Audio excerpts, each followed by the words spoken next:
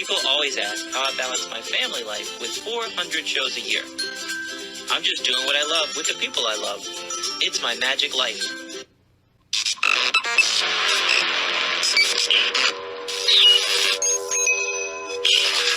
I like Wes Iseli. I like everything about him. All right, this week's episode, we have a legend in magic. This guy was on Britain's Got Talent and made a international sensation out of himself. He became recognized in the States. He's won all kinds of awards. I've been a fan of his since 2011 when I found him, but I'll talk about that on the podcast. But everybody, it's David Penn. What's up, buddy? How are you? I'm very good. Thanks for asking me to do this. Oh my gosh, David, I have been watching you religiously since 2011 on the Wizard Product Review. When did you start doing it? What year did I'd have to look back on the YouTube channel and see when the first one was, but between 12 and 13 years ago, something like that. So I wasn't too late to the game. I found you from Magic Real magazine. They did a spotlight on you, and they were like, these guys are rock stars at every Magic convention. Everybody loves them. Their review show is amazing. Nice. So I cut the DVD off and turn on YouTube, and I'm like, let me check this out, see how much rock stars they are. Dude, I fell in love, and I went back and watched every old episode. I subscribed, and every single week been watching ever since. Oh, that's amazing. Thank you. Dude, there's other review shows out there, but yours is fun, educational. You have something for everybody, and you put some, if a layman's watching, they're not going to figure out everything, and you don't reveal everything, but you're awesome, dude. So I wanted to tell you that, and I wanted to tell you there's one more note I made for you, but I have no idea. I know what it was. I did a 24-hour magic show for 10 years, from when I was 30 till I was 40 years old, every year to raise money for the Children's Miracle Network. Wow. I'm up all night long. It's 3, 4 in the morning, and I'm trying to figure out the timeline. If it's 12 at his time, what time does it come out for us? We're 5 hours behind. 11, 10, 9, 8, so 7. I know it comes out around 7 in the morning, and it's a 24-hour magic show. I'm on my feet doing magic in front of a Walmart, raising money for the Children's Miracle Network. Wizard Product Review's coming on. That's going to get me through the next hour. I'm just looking forward. I'm looking forward to it. And that was the week that you didn't put a new episode out because your friend died. Aww. But I didn't know. I'm just hitting refresh every 20 seconds. I'm like, oh no, I'm dying. And then it was like, but then I felt like a jerk because your friend died. You guys didn't do it. So tell me about that guy. What is Wizard Product Review, the magic shop, how that got started? Tell me all about it. So when it first got started, I used to bring out products with, it was called World Magic Shop or Wizard FX Productions, and I had a couple of releases. And then I was good friends with Jim Traynor that used to run World Magic Shop, who was the inventor of the PK ring. And I never planned it, but over the course of sort of a 3-year period, I became sort of the co-owner with myself, Jim Traynor, and Jonathan Farr, who filmed a lot of the early Wizard Magic reviews when we used to say, John, get it off the sticks. And we kind of got into just producing magic. And at one time, we were the biggest sort of retailer of magic in Europe. Wow. So it was quite amazing how that sort of came about over about a 3-year period. But it all started with a friendship with myself and Jim Traynor, and him believing in me and producing a product that I'd come up with, which was Refraction, my bending wine glass, which I eventually lectured at Magiclife. And he saw me do it at an event, and I did it on his table because I think he was one of the sponsors. And the mayor and the main guest of honor at this big event, I always remember it was Sywell Aerodrome in Northampton. Jim saw me perform the bending wine glass trick. And I didn't even know he was a magician at that point. And he said, I'm Jim Traynor. I invented the PK ring. I've never seen anything like that. Do you want to sell it? And I said, no, because it was something that kind of like the linking finger rings, I guess, that you have to be in exactly the right situation at an event to perform refraction.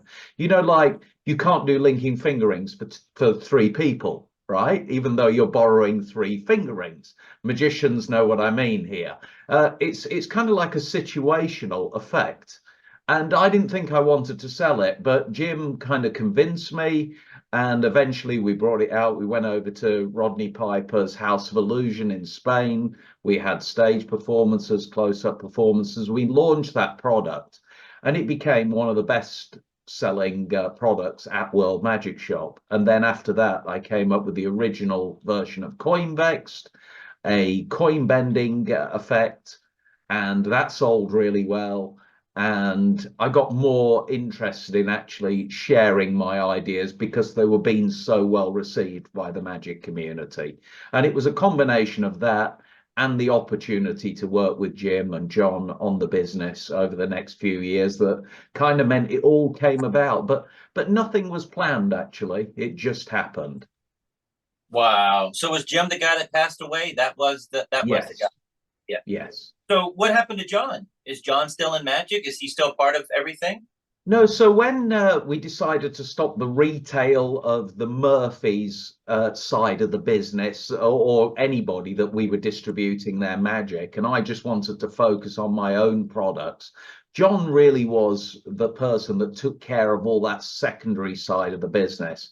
But I wanted to kind of, I was never a magic shop owner at heart. I've always been a performer and a creator at heart. And that's all I wanted to do. I didn't really ever plan to be part of a business that was shipping out all over Europe, just product from other retailers. I wanted to be passionate about my own products, my own releases. And that became a little bit of a ball and chain over 3 or 4 years that I became sort of tied to the business. And that's never something that I wanted to do. I wanted to be a performer primarily. So is Wizard Magic Shop still around? So World Magic Shop is still around, but it's a select number of products now. And if you go to worldmagicshop.com, you'll see the products that I'm very passionate about. I brought, I think, 5 new releases out this year. That was the end of sort of 2 years' work. And they're the ones that I'm really passionate about. So, but what we don't sell is all the latest products from all over the world. I'm still very privileged that people still send me those products to be reviewed. But in a way, that's a good thing as well, because it means that the Wizard Magic Review, it is completely impartial. We're not trying to sell stuff as well. And I think that's another nice thing about it, that we're not saying something's great just in case people think the only reason we're saying it's great is so we can sell a bunch of them that week. Well, as a magic shop owner, kind of, I'm a performer as well, but I have this other thing that I'm doing. It's nothing where yours ever was, but he would say, like, this is, I give it a 1%, but you can still get it if you think you want it. We have it on the website. You can order it now. Yeah. You were very, I mean, that's not what a normal magic shop does. Growing up, I would go to magic shops and they'd say, buy this, kid, it's good. And it would literally be missing pieces, and it would, this is a collector's item though. Just put it on your shelf. It's a collector's item. And it was, it's missing pieces. I still have some pieces in my collection. We were 100% honest, probably too honest sometimes, and how things change. I think we're more aware these days of how a negative review can affect people, and we're never really harsh on something anymore. We were in the past, and all presenters have been, harsh and kind of regretted being so harsh in the past, because it's still somebody's creation at the end of the day. And the thing is, these days, I'm always mindful that you want to say, it's not for me. I can't see me doing it. But hey, look, it's there. There's no surprises here. If you buy this product and you're not going to get any surprises, you're going to be able to do this trick. But that trick might not be for me. And, something that I always think back to is there's a performer called Hackenberg, and he was on Britain's Got Talent, and we reviewed the imitation doves, and this product was a joke. You know, we took the mick out of it. I don't know if that's an expression in the States, but we really ripped into this product, said how terrible it was, nobody would buy it, and then Hackenberg created an act with it, and it was brilliant. So I'm always mindful that, you know, one man's trash is another man's treasure at the end of the day, and it really is down to the performer, and that goes for any review, really, any product that's ever given a bad review. I think sometimes you do have to take a bit of responsibility as the performer, because somebody said to me years ago, there's no bad tricks, there's only bad performers. I don't think that's true. I think there are bad tricks, but maybe they're not as bad as we think they are. Yeah, I mean, we've all seen those tricks. They're like, really? They're marketing that? That's what is? Yeah, yeah. So you're talking about taking the mick out of something. You guys have the slang that you put in, and I'm watching, David. I'm not just a bystander putting on the background. I'm watching every episode.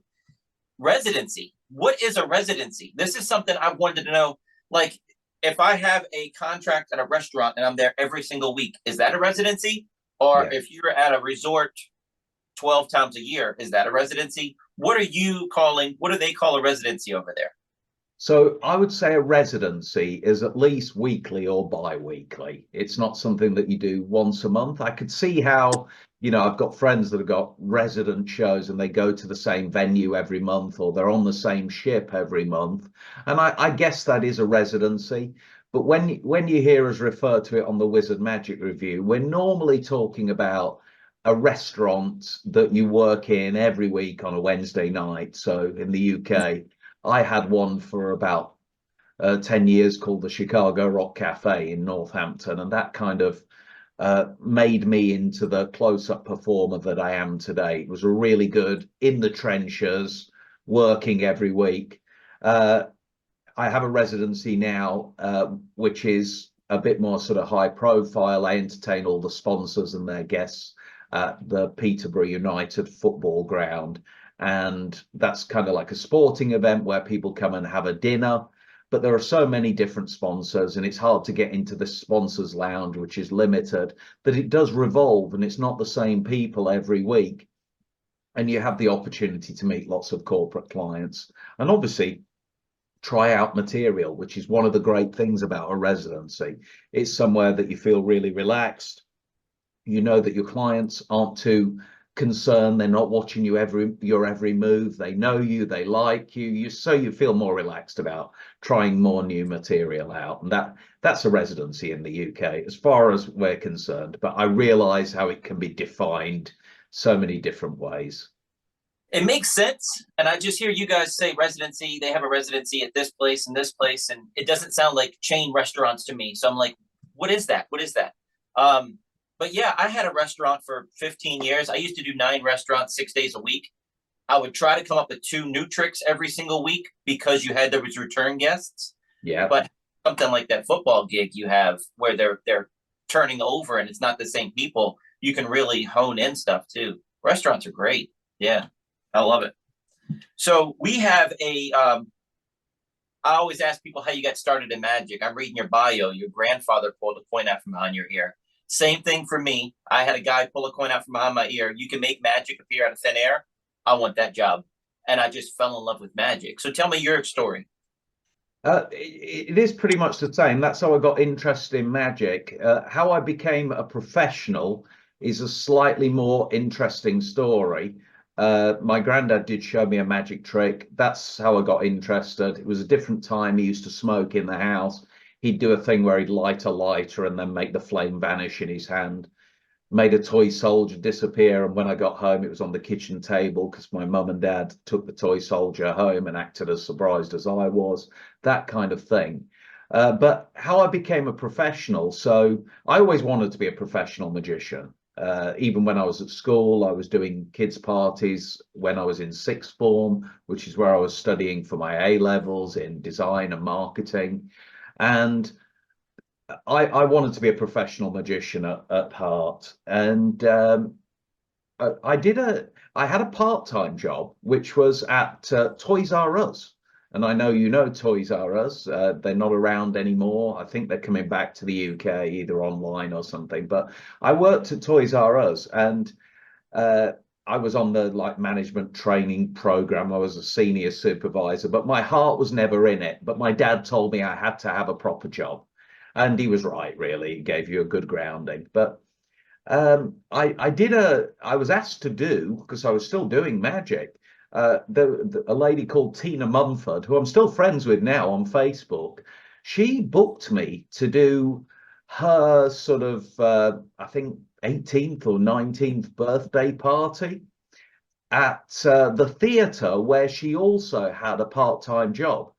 And I did a full-on cabaret act, canes, candles, knife in arm, to all dramatic music, and it was a full-on cabaret and a couple of audience participation bits. And the manager of the theatre was there, and he said he'd got the panto coming up this year, which was Cinderella, and he had this idea to put a magic spot in the ballroom right before Cinderella loses her shoe at midnight when the clock strikes and she takes off, and that was going to be the interval. But he wanted to do a magic act in the ballroom as the entertainment in the ballroom, and he'd got connections in circus. So he was like, I really want to do the vanishing elephant. And we talked about it and said, well, the vanishing elephant's great, but maybe we should do the appearing elephant, because an appearance is better and we can make it appear quickly, and then all the screens drop down and it's just there, and apparently have the cast surrounding it. And he said, yeah, and you can do some of that canes and candles thing to start, and then we'll set this whole illusion up, and then we'll do the illusion. And it was amazing. And I was like, wow, this is the start that my career needs.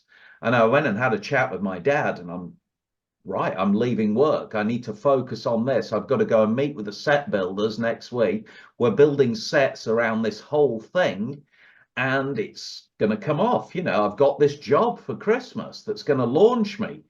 And yeah, it was very exciting for about 2 months. And then the councils changed the laws on performing animals on stage in the UK. So I've left my job. I don't have a job. And the manager loses interest in doing the big illusion because he really wanted to do the elephant. I was just part of his master plan to have an elephant on the stage, which was very much a marketing thing, that they were going to parade the elephant down the streets to promote the pantomime. The elephant was going to be in this area called Midsummer Meadow, and every day it would need to walk up to the theatre. And this was all part of his master plan to promote the pantomime. It ended up not happening.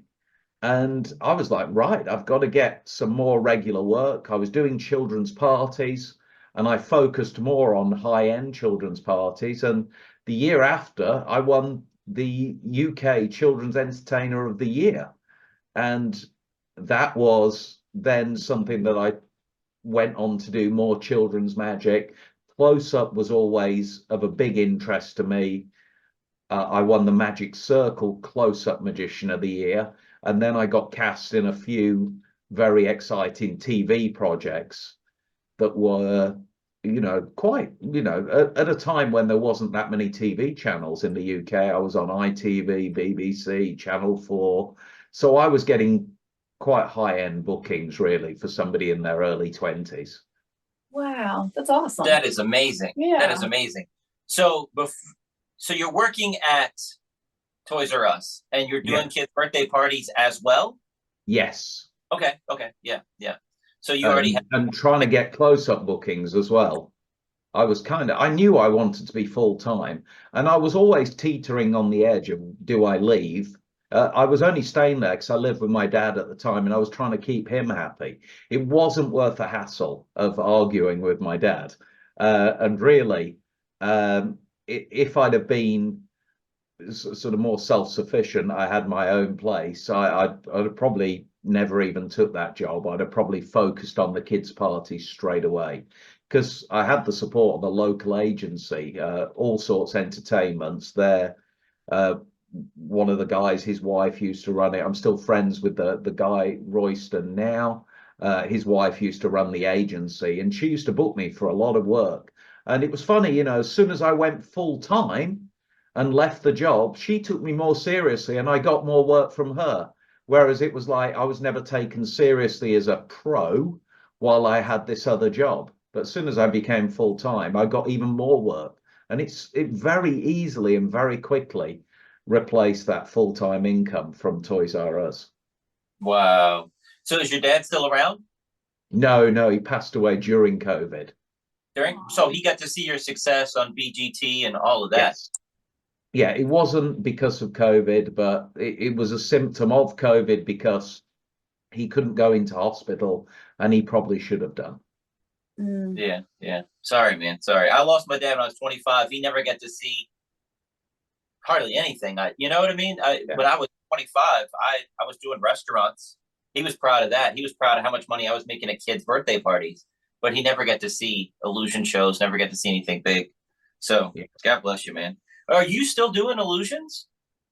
So I've got a couple of illusions, but in all honesty, when I get asked to do a stage show, I actually discourage the clients now and would rather do tech magic on stage.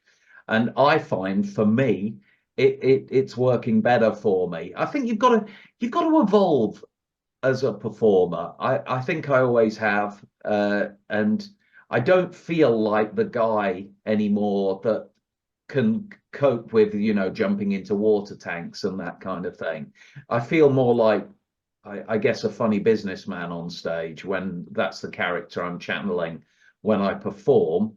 And the tech magic and magic with mobile phones is something that I really enjoy doing, and it's a new way to interact with your audience and actually engage them, rather than, you know, using big boxes. It also means that I can fit my entire show in the back of my Range Rover, and plug into the tech that's already there at most conferences, which is where most of my stage work tends to be, rather than having to take, you know, a 7.5-ton truck around with all the props and 5 people. Now it's a lot more fun, a lot more easier, and yet in some ways the show I'm doing seems to go over better. Doing the style of magic that I'm doing, I think I can tailor it more about my clients, whereas the show before was more about me and just look at all these big boxes I've got. But actually, if you can do something which is inspirational, motivational, and it becomes about your client, and that client is part of the final reveal, and you've also got age behind you, a bit more experience, you look better in a suit as you get older, all these things tend to work towards you, towards making a better show that you're more comfortable in performing. But I don't dislike illusions. I've still got some of them, but you know, there's friends of mine, Jamie and Joss, that are going to be on Britain's Got Talent this year. You know, that I've sold a couple of illusions to them, and you know, they're 2 young guys and they're out doing it. I don't feel like that anymore. Is that when you got the glasses? Was that the tech magician switch? Because that's a recent thing too, I feel.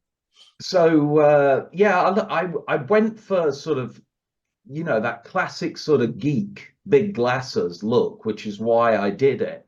And you know, the character on the Muppets with the big glasses and the bald head. You know, I haven't got a bald head, but that's kind of what I was thinking about. Yeah, and the big glasses kind of just look a bit more, but they're also, I do have some smaller ones that I wear, some Oakleys, but because I need varifocals, I need a prescription up here and a prescription down here. Because of the size of the lens, I get a lot of vision, and vision's very important with everything that I'm doing in my show, because you might be, you know, trying to see things that other people can't see and that kind of thing. So I need really good vision. So that's another reason for the really wide glasses when I'm performing. But casually, I might have smaller sort of Oakley glasses on. We literally saw a magician in Vegas doing a mind reading act, and as he's reading people's minds, he would put his glasses on and then take them off, put them on, off, and put them on. I'm like, yeah, I'm a magician, I know that, but everybody in the room has to know he's doing something at this point. It was crazy. It was like, come on, dude. A little suspicious.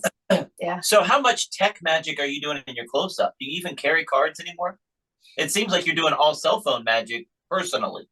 So a lot of the inquiries I get now are for my tech magician. I promote the fact that it's magic with mobile phones. It's very contemporary. A lot of my clients enjoy it. I can easily stand in front of one group and do over an hour easily of A1 tech magic. And probably all I have is, you know, a deck, an Omni deck, which is still tech magic when I do it. And I've got my own tech version of an Omni deck. And yeah, you know, I'll have like a little portfolio with a pad, and I might use that as a close-up mat, but it will open up and have a pad inside. But yeah, I could literally fit the majority of my props into a pencil case when it's tech magic. Wow. Wow. That's Yeah, nice. yeah. Yeah. But I still enjoy doing other effects. And say I'm at a wedding, I don't do just tech magic. So corporates, I tend to do just tech. But if it's a wedding, I'll do what I call close-up illusions, which is a phrase that I invented because I've always tried to think of another phrase that people aren't using. So I call it close-up illusions. Well, refracted was the name of your wine glass, right? Refraction, yeah. Refraction is a close-up illusion. It's not just a card trick. I mean, that is something that they'll keep forever, and that's something that they'll always remember. That's impossible. So I'm all over the place here, man. I got a page of notes for you, and I'm trying. You know, it's interesting, you know, close-up illusions. The first, I'll tell you a funny story that somebody who wants to get into television might find if they're listening to this podcast. So one of the first big TV shows I was part of was, it was called Astounding Celebrities. And it was ITV, which is probably the main channel. It's ITV and BBC are kind of, BBC One are kind of on a level with each other as far as viewers at this time. And they were casting a show called Astounding Celebrities, where the magicians, and it was an ensemble team of magicians, would go around astounding celebrities from the ITV stable of talent. So people from soaps that were on ITV and newsreaders. I would go, to get the job. I did eventually get the job. We went to the casting, and it really was like a who's who of British magic talent. You know, anybody that's well known in the UK now, still, that's been known for a while. People like Etienne Pradier, John Allen, Nick Einhorn, people like that level were all at this casting trying to get this job. And a lot of them, you know, I saw them in the green room, even though I was keeping to myself. They were sort of doing sort of small sleight of hand and that kind of thing. And I just went into this room, and they said, "So what sort of magic do you do?" And I said, I do impact close-up magic. And I just made this phrase up, and they were like, "What's that?" And I said, "Oh, you know, there's a lot of these guys," and I'm telling the story now, but you've got to get the job, right? I said, a lot of these guys, you know, they do sort of small magic and that kind of thing, but I like to have really impactful, short, big magic tricks that are almost too big for the space that they're in, but they go over really well. And of course, they're making a TV show, so I'm acting like I'm totally naive, but I'm describing a scenario that is exactly the scenario they want on film. And I say, can I give you a demonstration? I pour out this glass of water and hold the water, and I set my wallet on fire, take out a £50 note, and then I light the flash paper and drop the goldfish into the glass. And they're going, "Oh my God," because I've taken goldfish to this audition. And then I had Kevin James's Bowl-O-Rama, right? Now, I'm doing it for 4 people, right? and they're behind a desk, like even smaller than a Got Talent show. So I bring the pad from the corner of the room, and I'm stood at the right angle so they see how thin the pad is. And, I'm holding it by my side, and then I draw it like this, and I squeeze the pad, and the bowling ball drops onto their desk, which is like a thin desk, and all the pens go up in the air. But I'm like totally unapologetic. I just walk away and go, and that's impact magic. And they just went, this is exactly what we're looking for. Like, we've spoken to like 3 or 4 people today, and they're all doing little card tricks.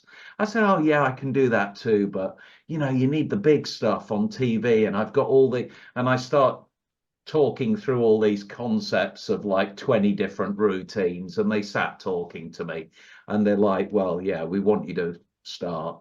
That is So, awesome. Yeah. That is so cool, dude. and it was because I over delivered.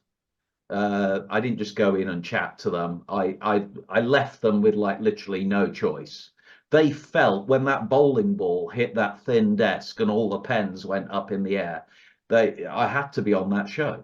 They had to have that moment. And sure enough, I did it on the show. I remember doing it for a couple. There's a show called Emmerdale Farm, which to American viewers probably sounds really boring, and yeah, it's not my sort of thing, but it's a well-known soap in the UK. Emmerdale, they call it now. Used to be called Emmerdale Farm. There was 2 cast members on a bench, and I squeezed the pad, and the bowling ball dropped between them. And I did that on the show. But a lot of my magic that I chose for TV was all big visual. I wasn't doing standard card tricks. And yeah, as a result of that, I got cast onto other TV shows as well.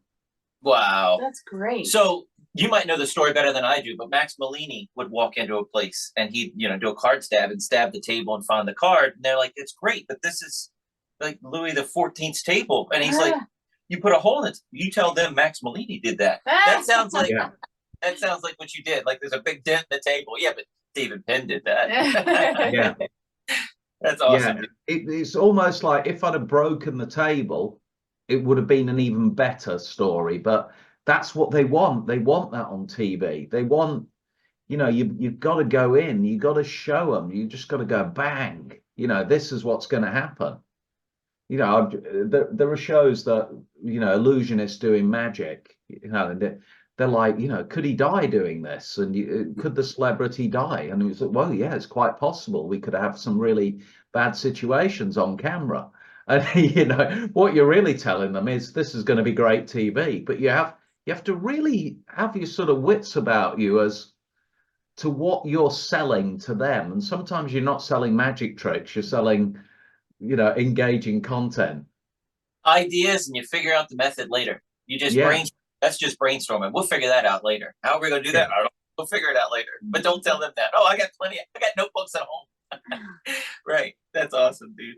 So where were you at in your career when you went on not AGT, BGT, Britain's Got Talent? So were you still doing kids' birthday parties, or you'd switched to being a full-time illusionist? What was that? No.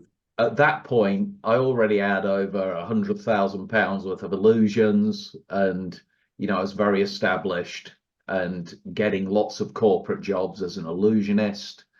And they asked me about 4 or 5 years in a row to do the show, but I always said no, because they were kind of very negative towards magicians at that point. They were the act that they always seemed to ridicule on the show.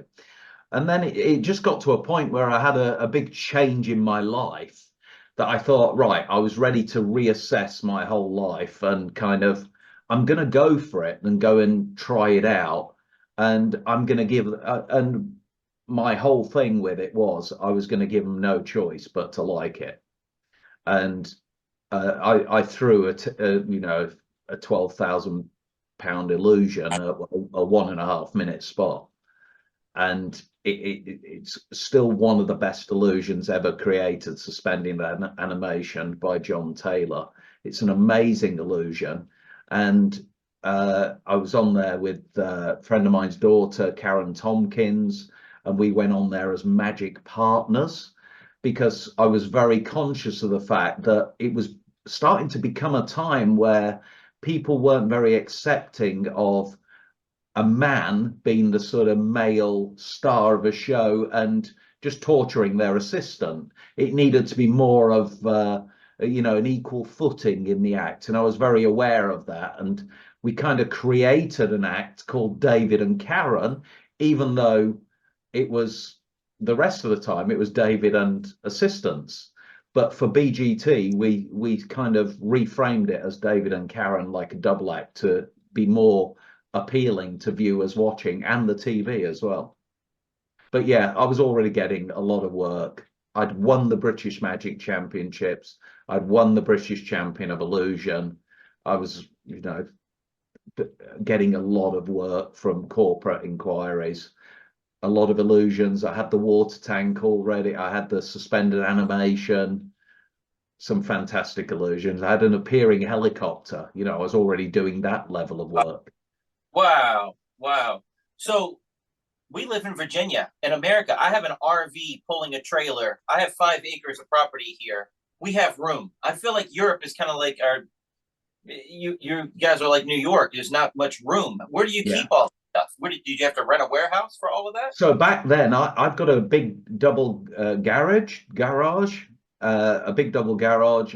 Stuff was in my dad's garage as well. And I also had a container. So that's where all the stuff was stored at that time. And I don't miss it. It's a lot. People don't realize it. We talked to Rick Thomas when we were in 2008. Yeah. And he was like, just do 1 illusion a year. People get overwhelmed, and then they have a warehouse, and then they're paying rent on all this storage space and all these things, and you can bring stuff in and out. Yeah. Yeah, we slowed down. Yeah. We were buying 1 or 2 a year, and then we slowed down. Yeah. Because you don't need it all. You don't need all that. You really don't. They're going to see you. I think that's exactly what I was just going to say, is at the end of the day, if they like you, they'll like what you do. And I find these days, as I've got older, and I always say that because I think it's very, very difficult when you're in your early 20s to do a really great audience participation routine. You just can't do it. You'll not be accepted as somebody that can have banter or have fun with somebody on stage that's 10 years older than them. It just won't feel right. You have to be a little bit older.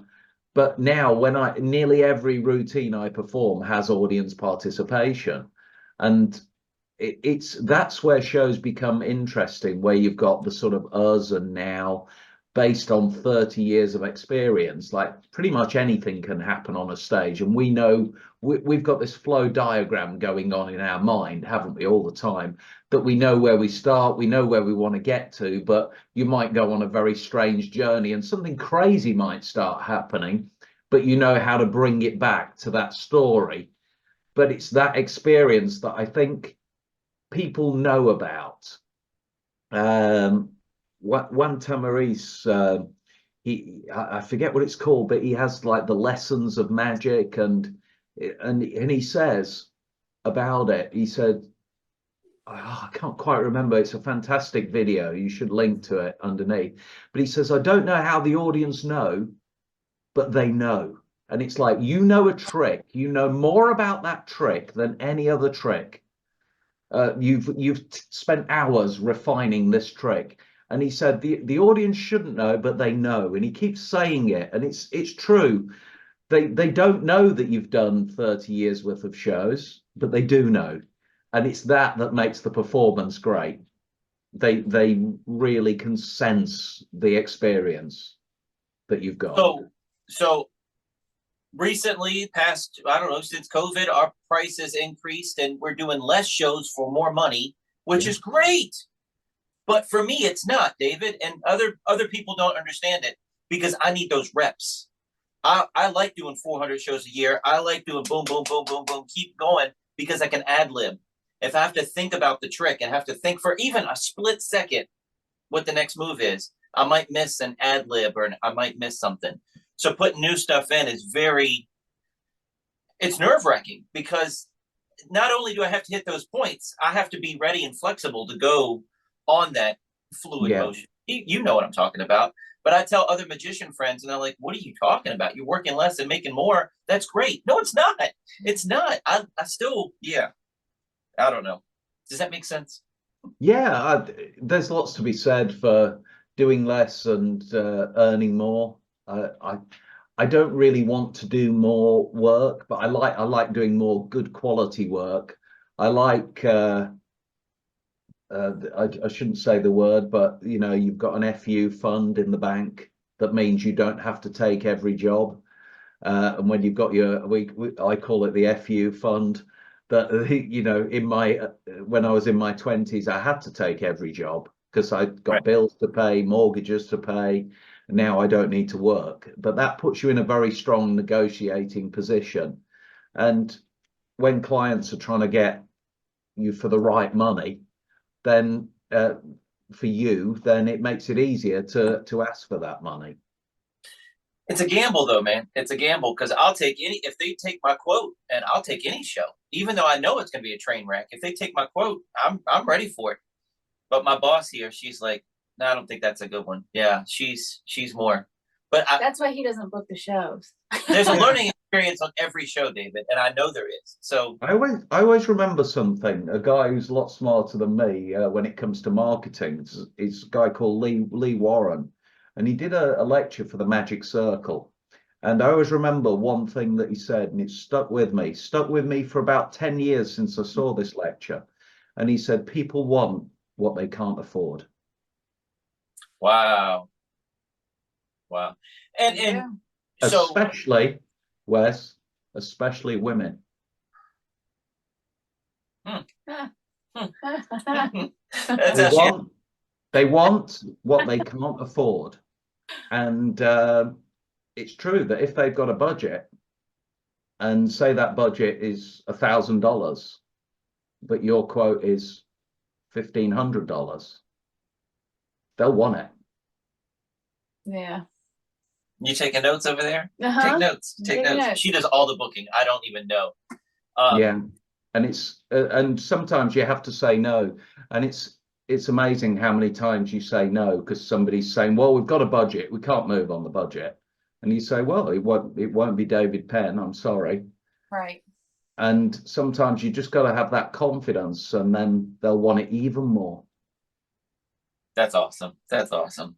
So I'm gonna go back to BGT real quick before we change subjects. How many times were you on there? Because I know you made it to the semifinals, through the semifinals. How many Yes, you have? to the semi-finals, we did the suspended animation, and then we did the water tank.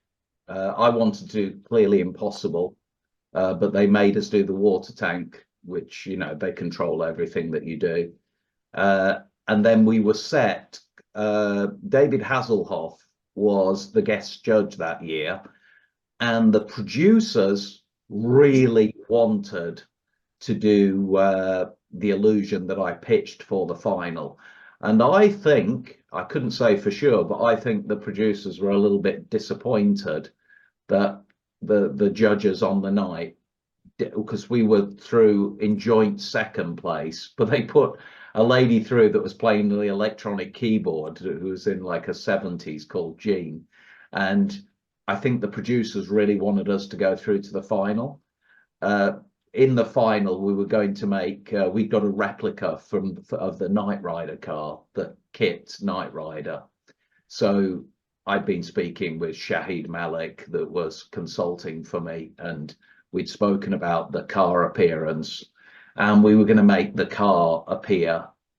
And basically the whole routine was going to be, we'd have some pallets on the stage, like 4 piles of pallets, and we were going to go and borrow David Hasselhoff. We were going to do a quick illusion first, then we were going to go and borrow David Hasselhoff's watch and say, normally when a magician borrows your watch, they smash it up or make it disappear.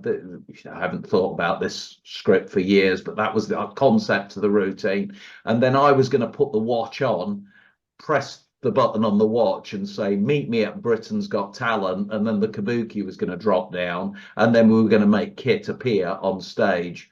And this was going to be a great moment because David Hasselhoff would have obviously come onto the stage and played along with seeing Kit again. And we had the replica car. It was all sourced.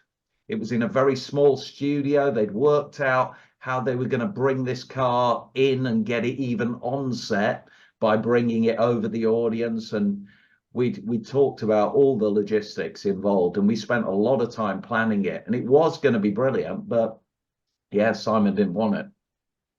Oh, Wow. And if you ever watch the whole show, it's a little bit weird because before the break, the host Anton Deck ask who was their favorite act of the night, and two of the judges say the Magic Act. Magicians. Two say the Magicians was the favorite act. Yet when it got to the wild card decision, they changed their mind after the break. Who knows what happens in TV? And especially that show, and especially that time. They've even got kinder over the years. Right. You were on that first teeter-totter year. They wanted it. But yeah, they've really gotten kinder. Have you ever had a desire to go back? Have they ever asked you to go back again? Like over here, we have like all-stars and we have like returning favorites and different things like that. Have you been asked or? So I've been offered Got Talent shows, but not BGT. I've been offered Got Talent shows as the tech magician with Magic with mobile phones, but I've always turned it down. I'm not bothered about a TV career now. I've helped other acts that have gone on and done very well on Got Talent shows, but me myself, I'm not that bothered about it anymore. I'd rather just be performing, just be creating.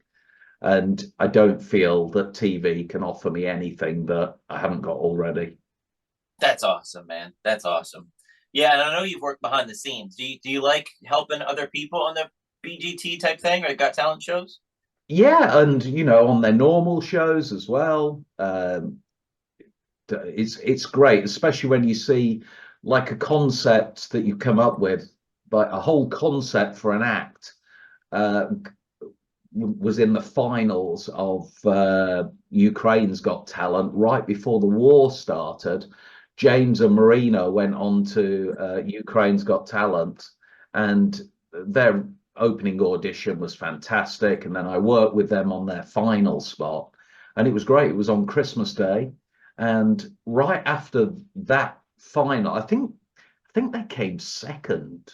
I'm trying to think. I couldn't go over because I couldn't travel over there, but they did it. The spot went good. I designed the whole spot with this amazing final reveal,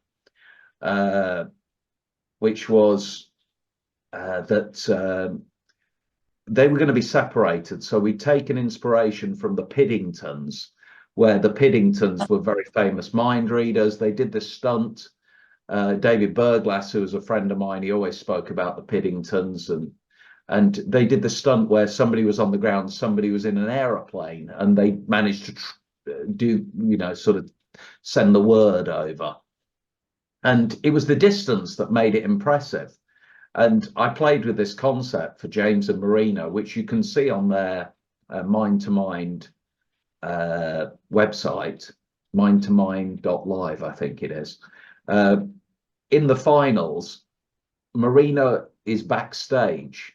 So she's in a dressing room, and James is pulling out objects from parts of the audience, and she's identifying them. And then one part of the act was the judges picked a location, and then it turned out that Marina wasn't backstage.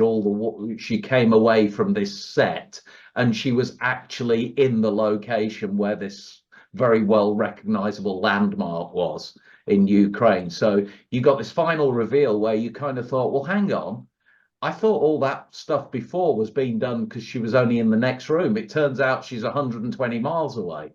So it was a really great reveal, and using technology, and it was scary as hell because the whole thing was done over broadband, like literally how we're talking now, Zoom.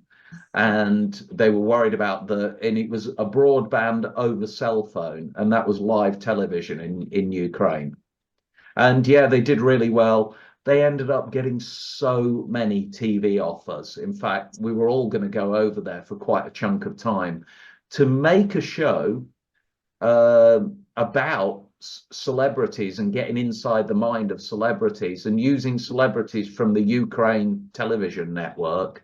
And James and Marina were going to star in this show. They were getting so many offers to guest on high profile chat shows. And then the war started in Ukraine. So all those offers, they all just went, and they went back to Dubai.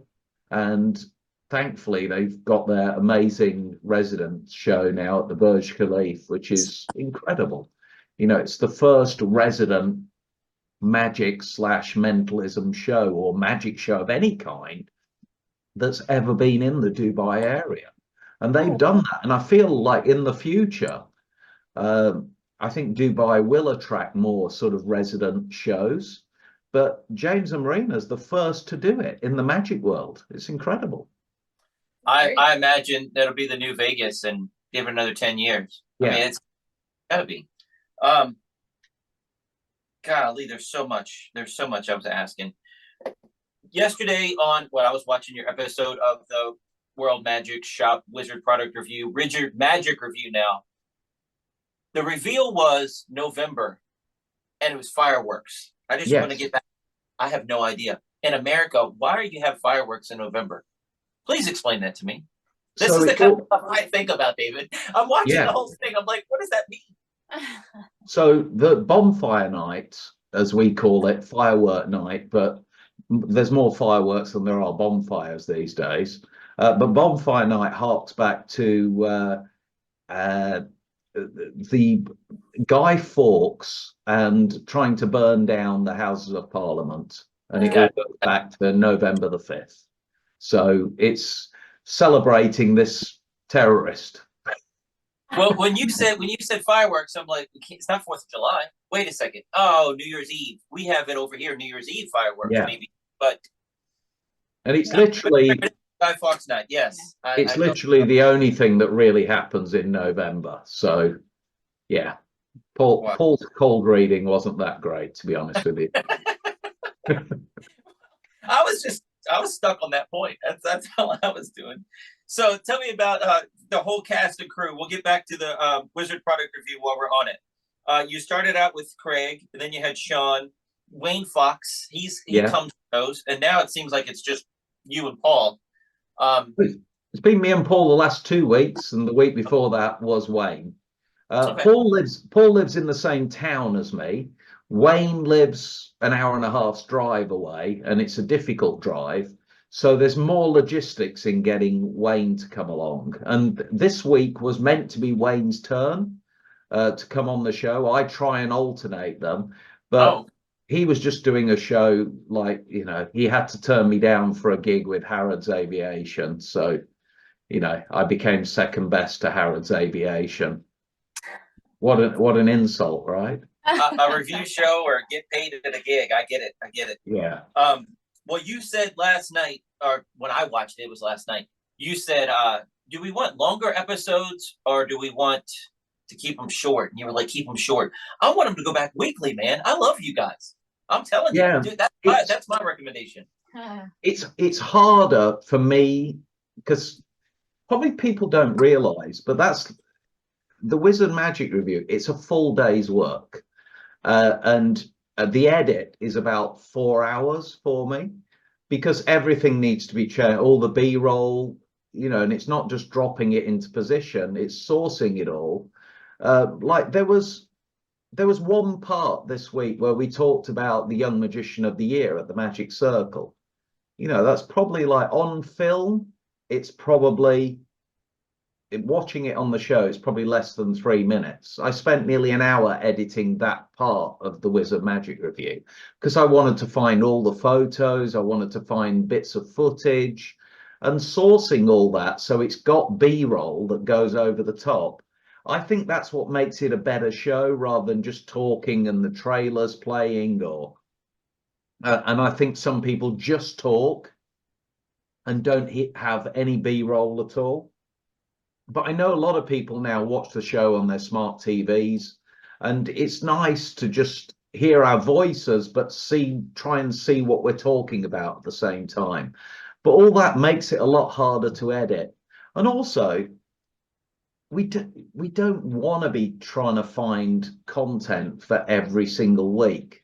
I feel like by being bi-weekly or every 3 weeks, the show can be interesting. We've got something to talk about, like what we've been doing, and it's not just about the products. And there won't be a show for another 3 or 4 weeks because I'm going on holiday, and then I'm going to FISM Europe. But while I'm at FISM, I'm going to be filming some clips to go on the show and go on the Instagram page whilst I'm actually there. I love that when you come back from a convention and have clips and stuff. It's great, and you plug it in. It's perfect, man. I'm telling you, I love you guys. So let me think. Is Sean in the States still? Yeah, Sean's he's about to start another cruise ship. I think it's quite a high profile one. He's had a spot in his own show. I'm not sure how much. He's had a spot in an ensemble show with two other performers, so 3 in total. And I'm not really supposed to. I'm not sure what I can say, but he's got his own show on a cruise ship, and he's starting that very soon. Very cool. He's shown the bookers what he can do as part of an ensemble show. I think the illusionist needed to leave the ship recently, and he took over and did the illusions. And it goes back to what I said about once they like you, they'll like what you do, because illusions aren't something that Sean's ever really done. But I watched him do a show, and it was after he'd done all his comedy card magic stuff. He then change his outfit, and he's doing these illusions, and the audience are just as much behind him as they were when he was doing all the comedy, and it's just because they love him. That's awesome. That's great. That's great. Now, are you on the board of Magic Circle now? No, so I was on the council. I think I'm still in the mix. I ring the president every now and then and have a chat with him, and Marvin Berglass is somebody I've known and respected for many years. So there's people that are on the council that I call friends. So I'm always sort of chatting. Paul is on the council of the Magic Circle, but I'm pleased with what I did, proud of what I did when I was on the council, because it was a very difficult time. We'd started COVID. We did the first live lectures, and it was me that hosted those and got those going with Zoom. And it was quite funny because I always remember I had this argument with the treasurer at the time because he didn't want to pay for a professional Zoom account. And this really frustrated me because he just didn't get it. He didn't get it, this guy, how important it was to have this Zoom account. And I'd booked Adrian Lacroix to do the first Zoom lecture. Now, this guy, Adrian, he was like one of the first early adopters of Zoom magic and pioneers, and his effects, like his Zoom Triumph and his Rising card, and he'd done some amazing effects which were focused all around Zoom. And as a favor to me, he'd agreed to do a lecture, and we couldn't record it because of his contracts with Penguin, and it was going out live. You had to be there. And you've got thousands, hundreds and hundreds of magicians at home doing nothing during COVID. And I'm promoting it on the Facebook page. And the account that we did have, that was a Zoom account that wasn't a professional Zoom account, it was limited to less than 100 people. And he said, oh, we've never had that many people on Zoom. We've never. And I'm saying, I'm telling you now, we're going to break records with this night. And he went, well, we'll see. We'll see.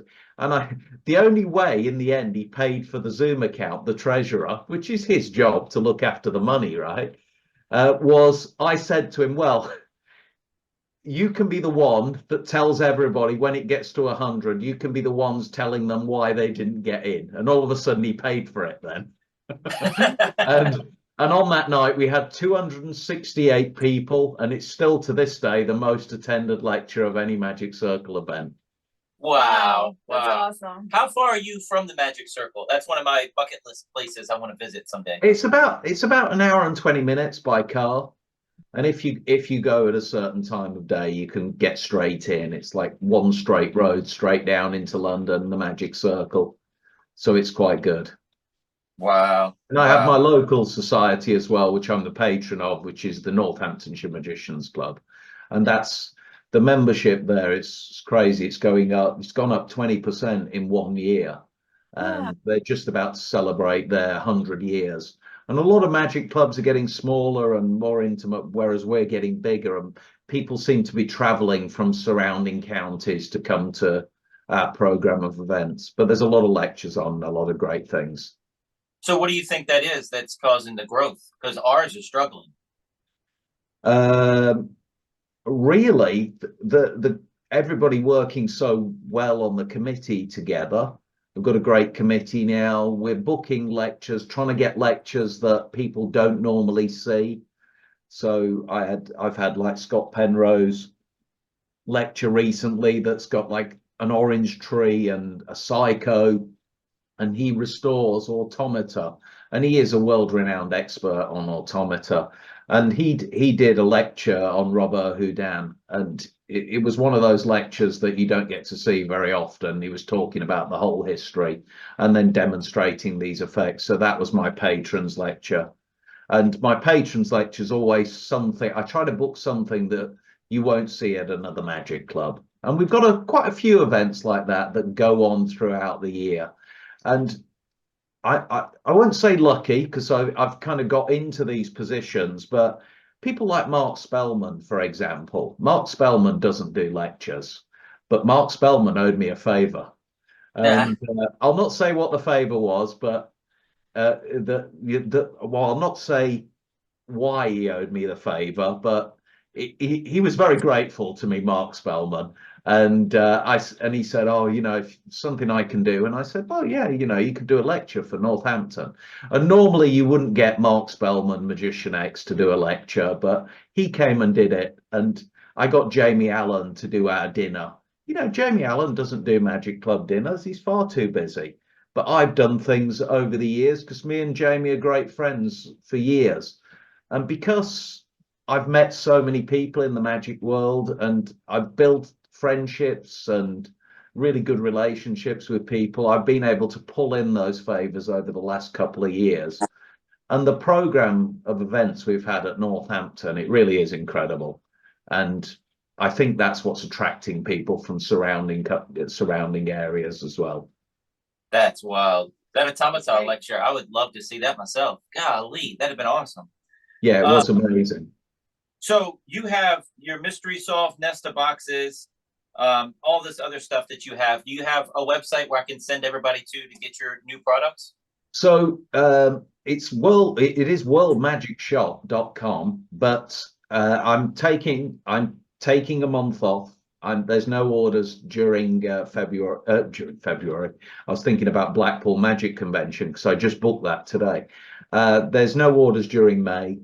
Because I'm going on the holiday, and then I'm going to FISM, and then I'm going to see Barry Manilow with my mum, and then it's the end of May, and then I'll start up again. But I've done something that I've never done before, and that's to close the website down. My daughters ran it while I've been away before, but I just fancied sort of shutting it all down and doing nothing for a month. And I feel like, especially with the products that were launched going into Blackpool this year, that was 2 years of work coming to an end. And I feel like those sales from that launch have just slowed down a little bit. And I am ready to take a break. I'm ready for a holiday. Well, good. Can I ask where you're going? I bet it's somewhere awesome. The Maldives. Oh, sweet. That's pretty awesome. Fun. That's pretty awesome. Well, have a great trip, man. I'm gonna send we have a Magiclife Facebook group just for the podcast. I'm gonna put all your website and all your information and the you. link to different things we were talking about attached to that in here. David, this has been awesome. I'm telling you, you've been on my TV since 2011, weekly, bi-weekly, whenever. Heck, I even go back and watch old episodes when I just have some free time. You're the best, man. Thank you so much for everything. Thanks for being on. Thank you. Only thing left we have to say is see you next week. You have to do that, right? You called Yeah, yourself a I fan. messed up. Check us out online at wesisley.com and patreon.com/Wes_Isley for behind-the-scenes videos, blooper videos, never-before-seen footage, discounts on merchandise, magic trick tutorials, and more. That's Wes Iseli, spelled WESISELI.